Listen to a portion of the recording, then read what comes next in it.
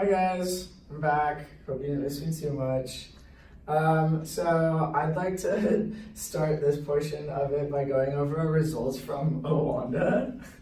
As you can see, we ended this Oanda trading with roughly $104,000, and we had a realized profit of almost $4,000.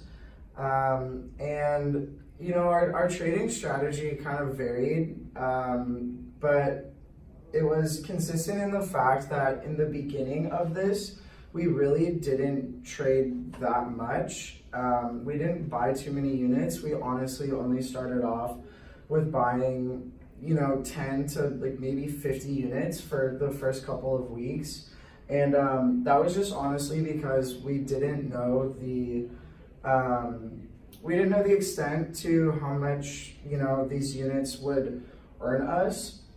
But we did notice that, when we were buying, 10 units, 50 units, we sold them, we would only have a profit of roughly a couple cents.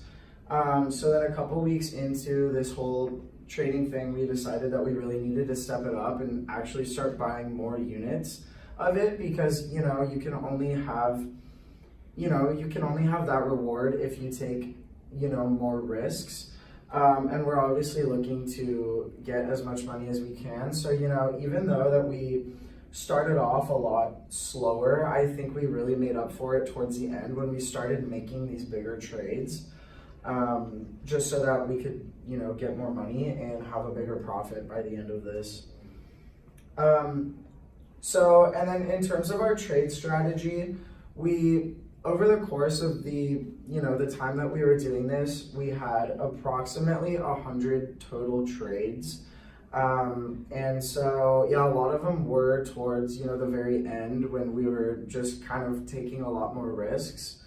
And then, so we bought our currencies like around the afternoon time, I'd say like more evening, around like 6 or so p.m. And then we would kind of just buy it and then like go to sleep and then see what happens overnight and then just wake up the next day, and if the currency was doing good, then we would, hold off on it and then just check it throughout the day. But, if it tanked overnight and we didn't really see much hope in it, then we would sell those currencies. But we just kind of found that strategy worked best for us because oftentimes, when we're doing these trades, it's like you have to like constantly be checking them and you have to be like looking at them over and over again.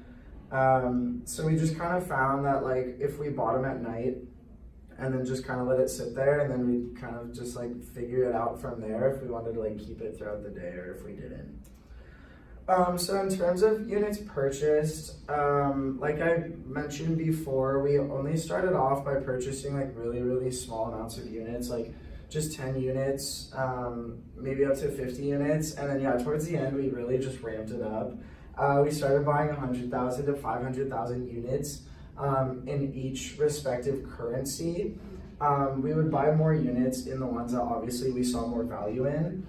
And then, these are, I guess not representative of our earlier initial profits from our sales, but I'd say like towards the end when we were actually like taking a lot more seriously and more, understood what we were doing, then we would average like from $50 in profits all the way up to $2,000 in profits.